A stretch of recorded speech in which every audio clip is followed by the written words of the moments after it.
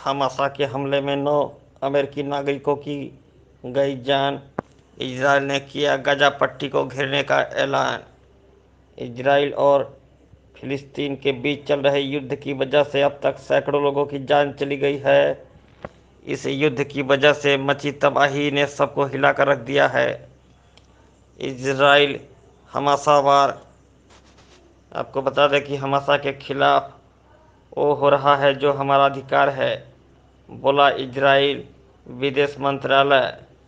News agency ANI के अनुसार Israel के विदेश मंत्रालय की ओर से कहा गया, हमासा ने इजराइल के खिलाफ एक आतंकी युद्ध छेड़ा है।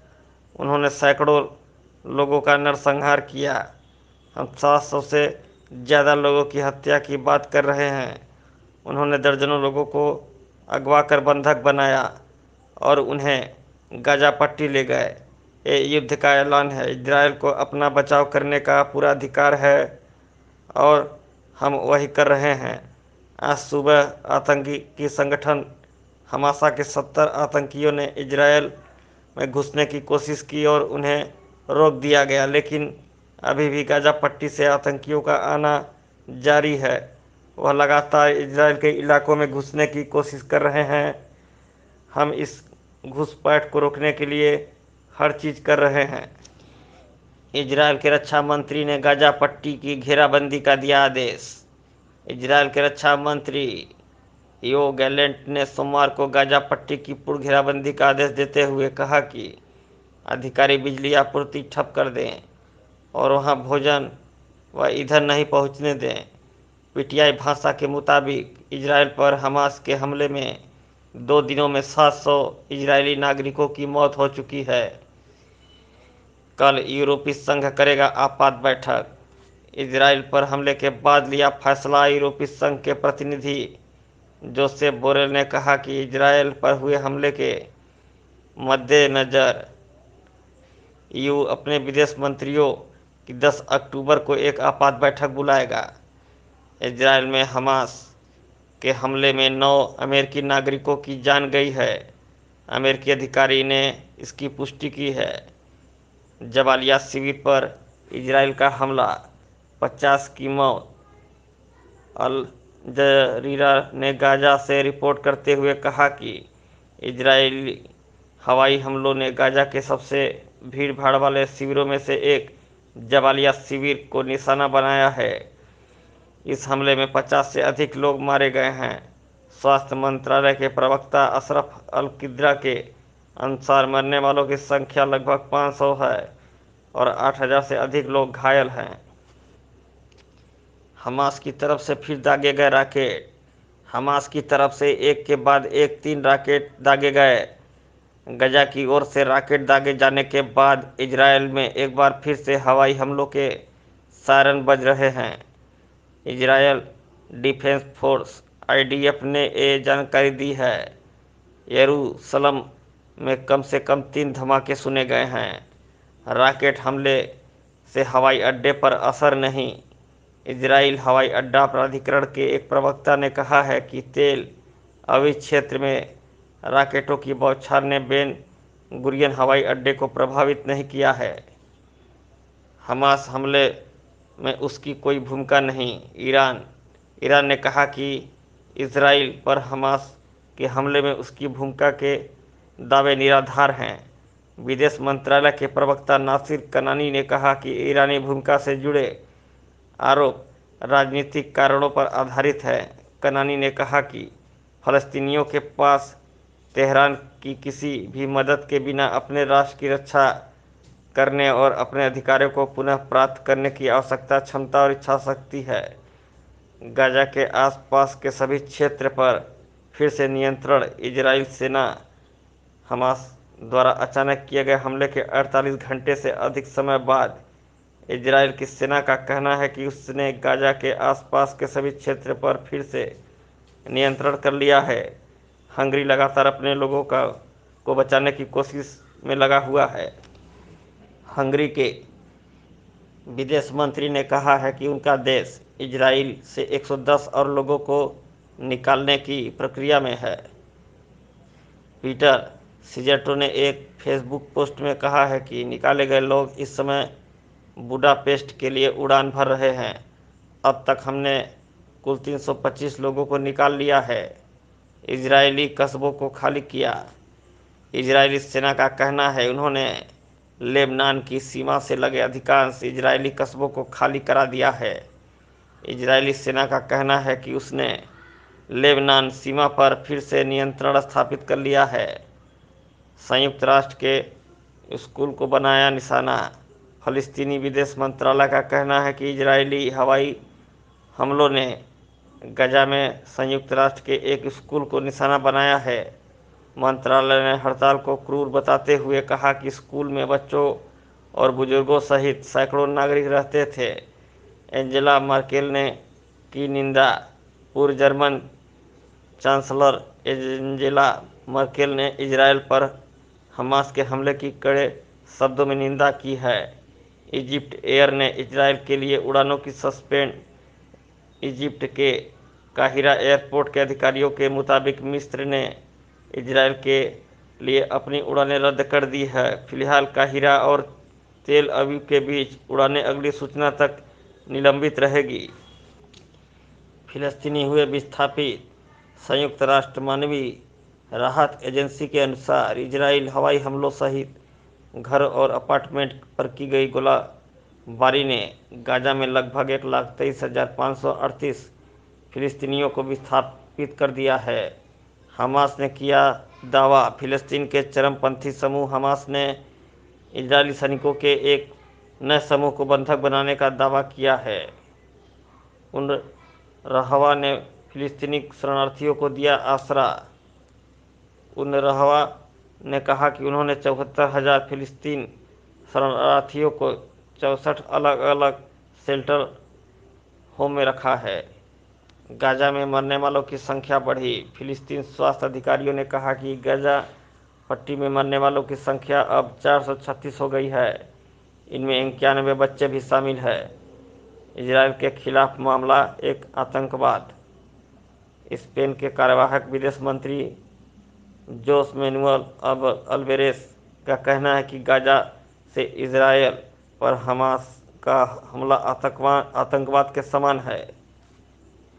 इजरायल हमास के जंग में बढ़ी कीमतें। इजरायल हमास के बीच जारी जंग की वजह से तेल और सोने की कीमतों में उछाल देखने को मिला है। इसकी वजह से आज अंतर्राष्ट्रीय बाजार में कच्चे तेल की कीमत 4% से अधिक बढ़ गई है और सोने की कीमत में 1% की बढ़ोतरी हुई है।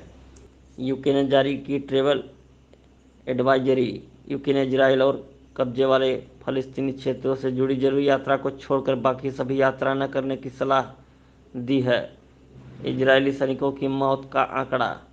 हमास के साथ जारी संघर्ष में मारे गए इजरायली सैनिकों की संख्या बढ़कर 73 हो गई है।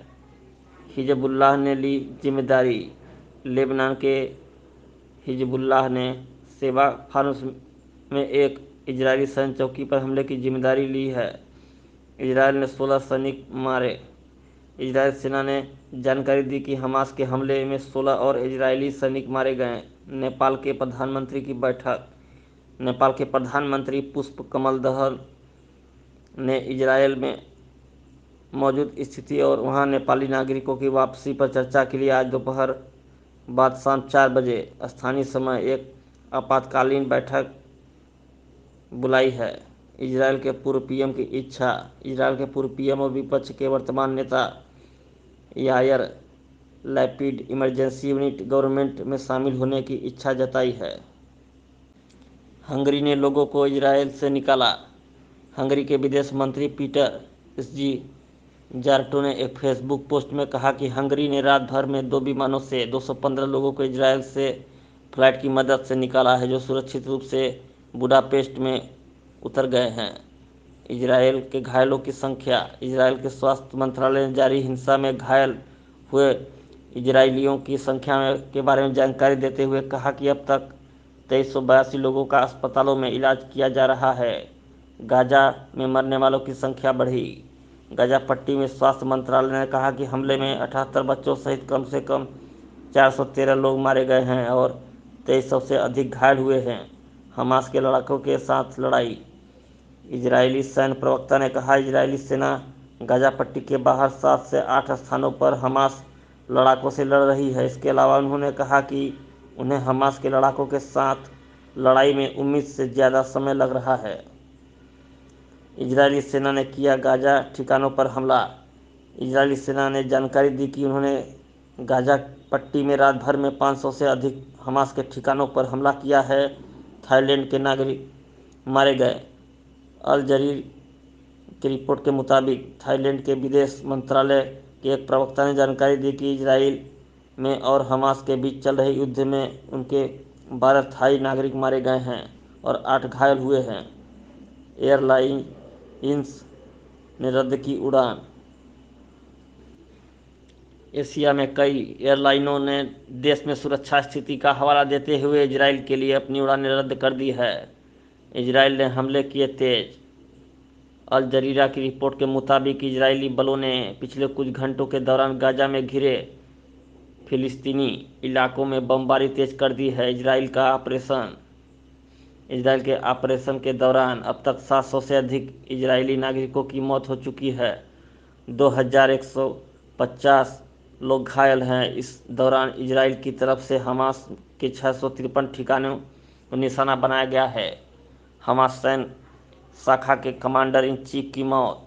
हमास की सैन्य शाखा अल नासिर सलाह अल दीन ब्रिगेड के commander in chief Rafat Abu हिलाल अबू अल अब्द मारा गया। वो इजरायली हवाई हमले के दौरान गाजा राफा में एक घर पर बमबारी में मारा गया। एफिल टावर की लाइट ऑफ। हमास की ओर से किए गए आतंकवादी हमले के सभी इजरायली पीड़ितों को श्रद्धांजलि देने के लिए एफिल टावर की लाइटों को किया गया बंद। यूके पीएम ऋषि सुनक दिखाई एकजुटता।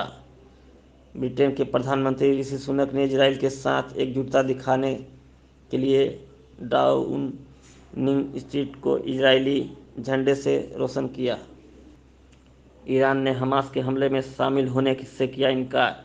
ईरान ने इजराइल के भीतर हमास की तरफ से किए गए अभूतपूर्व हमलों में किसी तरह की संलिप्तता से इनकार किया है। इजराइल ने गाजा के पास 1 लाख रिजर्व सैनिक जुटाए। इजरायली सेना के एक प्रवक्ता ने कहा कि उनके देश ने हमास के साथ चल रहे युद्ध के लिए गाजा के पास 1 लाख रिजर्व सैनिकों को इकट्ठा किया है। हमास के डिप्टी कमांडर बंदी। इजराइल डिफेंस फोर्स आईडीएफ ने जानकारी दी कि इजरायली नौसेना ने हमास के डिप्टी कमांडर को बंदी बना लिया है। इजराइल के लिए हमला के बराबर।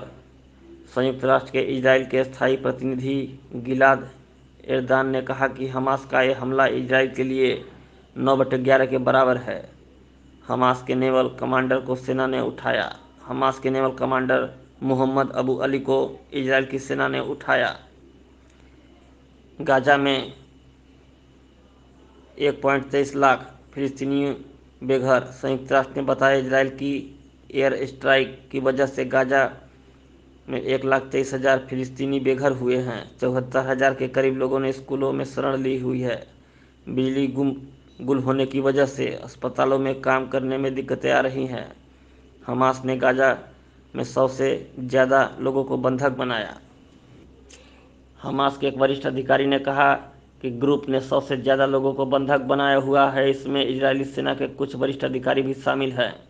फिलिस्तीनी इस्लामिक जिहाद ग्रुप ने भी 30 से ज़्यादा लोगों को बंधक बनाया हुआ है। हमास के ठिकानों पर बरसाए गए बम। इजराइल की डिफेंस फोर्स आईडीएफ ने कहा कि इसने हमास के प्रमुख ठिकानों पर बम बरसाए हैं। इसमें जबालिया इलाके में एक धार्मिक स्थल भी शामिल है जिसका इस्तेमाल हमास लड़ाके कर रहे थे। हमास की नौसेना से जुड़े मोहम्मद कास्ता की एक इमारत को भी ढेर कर दिया गया है। ईरान ने फिर किया हमास का समर्थन। ईरान की टॉप लीडरशिप लगातार हमास का समर्थन कर रही है। राष्ट्रपति इब्राहिम राइसी ने हमास के हमलों को फिलिस्तीनी सैनिकों और फिलिस्तीनी समूहों के लिए जीत बताया है। विदेश मंत्री हुसैन अमीर अब्दुल आवाहन ने इजराइल गाजा में हो रही हिंसा को सालों से चल रहे अत्याचारों और अपराध का जवाब बताया। 465 हुई फिलिस्तीनी में मरने वालों की संख्या। फिलिस्तीनी स्वास्थ्य मंत्रालय का कहना है गाजा में इजराइल की तरफ से की जा रही एयर स्ट्राइक की वजह से जान गंवाने वाले लोगों की संख्या 465 हो गई है। गाजा में बिजली संकट का खतरा। गाजा में मौजूद इकलौते पावर प्लांट के बंद होने का खतरा पैदा हो रहा है। संयुक्त राष्ट्र ने बताया आने वाले दिनों में प्लांट के लिए ईंधन खत्म हो जाएगा। इसकी वजह से गाजा में रहने वाले 23 लाख लोगों के लिए बिजली का संकट पैदा होने वाला है। गाजा इजराइल से बिजली भी खरीदता है, जिस पर इजराइल ने अब रोक लगा दी है। गाजा में हवाई हमले में 14 फिलिस्तीनियों की मौत। हमास ने बताया कि इजराइल की एयर स्ट्राइक में 14 फिलिस्तीनियों की मौत हो गई है। मरने वालों में बच्चे और महिलाएं भी शामिल हैं। एयर स्ट्राइक गाजा के रफाह इलाके में की गई है। गाजा में हवाई हमले में 14 फिलिस्तीनियों की मौत। हमास ने बताया कि इजराइल की एयर स्ट्राइक में 14 फिलिस्तीनियों की मौत हो गई। मरने वालों में बच्चे और महिला भी शामिल हैं। एयर स्ट्राइक गाजा के रफा इलाके में की गई है। गाजा में हवाई हमले में 14 फिलिस्तीनियों की मौत। हमास ने बताया कि इजराइल की एयर स्ट्राइक 14 फिलिस्तीनियों की मौत हो गई है। मरने वालों में बच्चे और महिला भी शामिल हैं।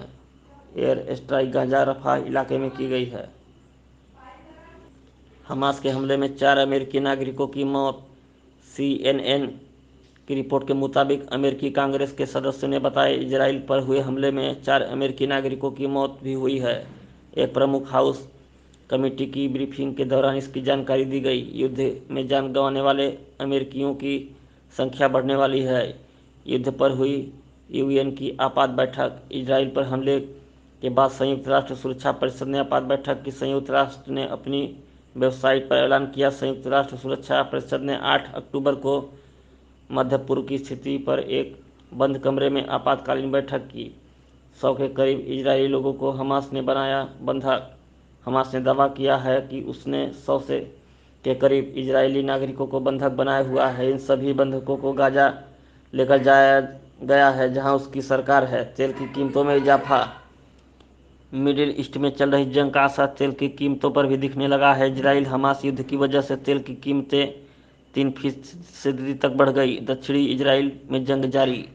इजराइल ने कहा हमास लड़ाकों के साथ दक्षिणी इजराइल में जंग जारी है। अब तक इजरायली सेना में सेवा देने के लिए 1 लाख से ज़्यादा रिजर्व बल आगे आए हैं। इजराइल ने लेबनान की तरफ सैनिकों को भेजना भी शुरू कर दिया है, जहां से रविवार को मिसाइलें दागी गई।